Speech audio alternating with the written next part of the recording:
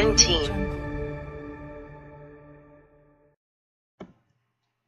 با سلام، من محمد گازری هستم از اون تیم. در این ویدیو با هم مقایسه اندروید 1 با iOS 1 رو میبینیم. همچنین در ویدیو بعدی میتونیم مقایسه اندروید 8 با iOS 11 رو هم ببینیم. با ما همراه باشید. I mean, Picasso had a saying. He said, "Good artists copy, great artists steal." I've been shameless about stealing great ideas. Now here's a video I've been wanting to make for a while. Let's go all the way back in time, before we had those massive phones, fancy displays, and all those crazy features in phones. Let's take it back to the basics, the originals. What started it all? This is the first Android phone ever versus the first and original iPhone. Also on their respective original firmwares. So I've got Android 1.0 preloaded and iPhone OS 1.0. As a little challenge, let's see which one was better at the time, which one was more advanced, and in what ways. Who copied who? Let's just get a sense of what started it all. That's exactly what I want this video to accomplish. Now, Steve Jobs was pretty shameless when it came to copying. However, when it came to someone copying his creation, he did not like it. Lawsuits and more lawsuits, so it's a bit ironic. But we can definitely tell that both of these phones have a very similar appearance, a massive display that dominates the front of the phone. So this is actually a little bit funny because in terms of specs, just raw specs, the iPhone in some areas outdoes the Android phone. Nowadays, that's very rare to see that in most areas, but the iPhone actually had the larger display. It's funny for me to say that. 3.5 inches at 480 by 320 resolution. So that means the Google G1, which has the same resolution, is a little bit sharper with a 3.2 inch display, but I gotta say the iPhone is definitely the clear winner here. It blends seamlessly with the front of the phone. It's a cleaner look, whereas on the G1 it has this weird appearance to it. You can't turn it very well. You can't see. There's not much viewing angle to it whatsoever. So it's definitely a win for the iPhone on the display. And let's talk hardware for a minute. So I gotta say, there's no way that Google copied Apple in terms of hardware. It's just night and day difference here. The iPhone is almost twice as thin. It's got only one input, whereas the HTC G1, this dream phone, can't make up its mind what it wants to be. Does it want to be a fully touchscreen phone, or does it want to be navigated like a BlackBerry with the little scroll wheel down here, or a actual keyboard to control some things in case you get bored with the other two input sources? So it's a little bit of an identity crisis. Doesn't really know what it is. I guess it worked well. A lot of people did like this guy having the choice, but Apple just said no, only a touch display, no stylus, nothing like that. And in the end, it really worked out. I mean, look at every Android phone today, it's just like that. On the back, we do have a tiny and minuscule camera. On the bottom, we have this plastic covering the antenna bands. Basically, how you take the phone apart is from this guy. Of course, it's non-removable, whereas on this guy, you can take it out, replace the battery, even add an SD card up to 8 gigabytes. A clear advantage the iPhone had was a headphone jack built into the phone. You don't need an adapter. Well, take that back. You actually do need one. So it was recessed. This was in order to keep other people from using headphones with it. Only Apple branded headphones would fit in here. We do have a machined Apple logo, what stemmed and inspired the later iterations, which is very nice. So very simple and clean design. This one definitely stands the test of time a little bit better. This one, it looks like a weird L or J. I don't know. It definitely conforms to your hand. Does feel pretty comfortable, but it's creaky, plasticky. It's just not the same design and build quality wise. Now, because I am on the original version of Android, there is no on-screen keyboard. That only came in later versions. If you try and select an input field, nothing really happens. So you do have to go into landscape mode every single time. And take note, this is in 2008. So you really didn't get a choice. You had to use the physical keyboard. Later on, they realized, well, that's not such a great idea if I want to compete with Apple. So they put an on-screen keyboard on the display, but it was tiny. It's a little bit more cramped. This one definitely felt more natural. And ever since the beginning, I'm very impressed just how well you can type on the iPhone display. And the interesting thing is this isn't even the original design of the first Android phone. That one was a little different because when the iPhone came out, I actually was reading about an interview. A lot of the Android executives, the people that were planning the original Android phone, just lost all hope. There was no way their crappy BlackBerry ripoff could compete with the iPhone, so they had to go ahead and reimagine and bring this beautiful design instead. So while the iPhone may have led in the hardware race, I gotta give it to Android when it comes to software. It was just so much more advanced. Let's start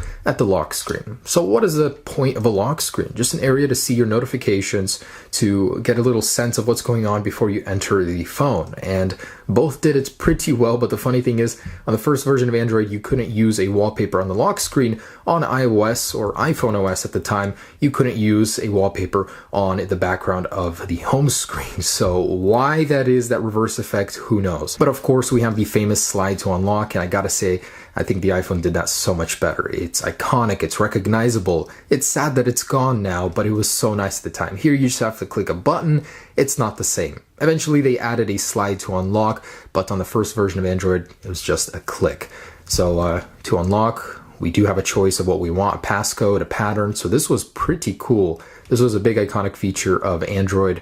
So if I can get this working, there it is. Now, what would an iPhone be without a lock screen bypass? This is so funny because I will show you the very first lock screen bypass in existence that shipped with the original firmware on the iPhone. This is seriously too funny. So I just showed you guys one on iOS 10.2 a little bit ago. Here's the very first one that ever existed. So you have a passcode. How do you get into the phone and actually use so much inside of it without it? Just go to emergency call, hold the power button, and while you're doing that, just call 911 or 112 and click done on here.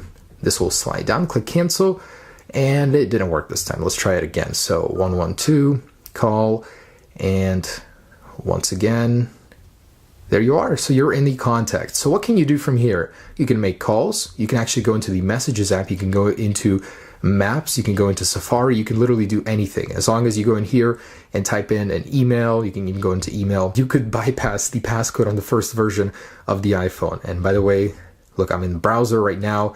If I go back, I'm at the lock screen. I think we're a bit spoiled when it comes to our phones nowadays. We just take for granted what we didn't have back in the day. A lot of kids that are watching this right now that are growing up knowing the phones that are out today, you guys probably never had any idea that you couldn't even have Pages on the original version of iOS or iPhone OS. I keep mixing those up.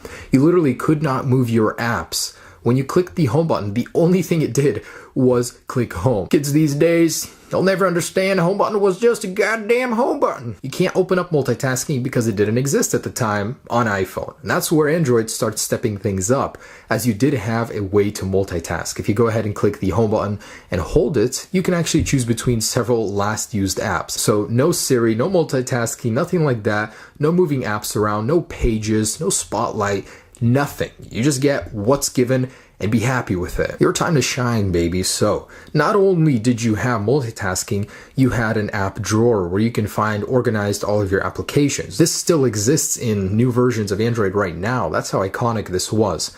Also, notifications. This only came in a much later version of iOS. That's iOS 5, I believe. And this came in the first version of Android. And Android actually had the control center years in advance of Apple. In a way, this menu button right here did bring up secondary controls, and on the home screen, this is like a little mini control center here. You could actually change the wallpaper, add widgets, something you could not do on this one even. And get this, you can actually move around apps. This is before Apple implemented it into their phone. So you might say, where did Apple get some of these features? Now, granted, these didn't wiggle like Apple's do, but you could still move them around. You could even delete them from the home screen right there. That is really neat. That customization was present since the beginning on Android. And the craziest thing was that the App Store came after the Android Play Store. It was called the Market at the time. So this was so advanced at the time. You could actually download applications, games, right from the get-go. You didn't have to wait a year to get the Apple Store or the App Store on the iPhone. So that's a bit impressive how much further, how much more advanced Android was versus iPhone OS back in 2008. Now on paper, the iPhone was officially a little bit slower, 412 megahertz versus 528 on the HTC G1. It also had about 2/3 of the RAM of the HTC G1, so it definitely was underpowered. Let's see on a Geekbench how they compare. I fooled you guys, Geekbench. By Geekbench, I mean photos, because there's no way to run these applications now on these phones. But this is the original Geekbench for these phones. Now, the iPhone was on 3.1.3, and this was on the latest version of Donut. So the iPhone was actually quite the powerhouse. It was very well optimized, and did very well in the Geekbench score. This one just got 82, so a very, very good job on the iPhone's part, even though it had weaker specs. And that's still the case for the iPhone today. And believe it or not, Android actually sucked on battery life back in the day. 1150 milliamps versus 1400, and the iPhone with its optimization did better. So definitely a win for the iPhone. And lastly, let's talk about those cameras. So 3.2 megapixel shooter on this guy and 2 on the iPhone. So let's launch the camera application here. And sadly, there is no vertical like this. You had to take all of your pictures in landscape on the G1. So both are very muddled, dark. This one is officially a little bit better, but see for yourselves, guys, which of the two is better. Leave a comment down below which one, camera quality wise, you think is the one, because it is a very tough call between both. If you want to look at your pictures, you can actually jump into the pictures from both just like this. If you want to go back, just like that. So very similar on those fronts. And there you go, guys. Those are the two phones that started it all, the first Android and first iPhone. Hope you guys did enjoy this video. Let me know what you think down below. Which is the winner at the time? Which one would you choose, or which one did you choose at the time? Why? I'm just kind of curious to see you guys' thoughts. And I do hope you guys enjoyed this trip back to what started it all. Peace.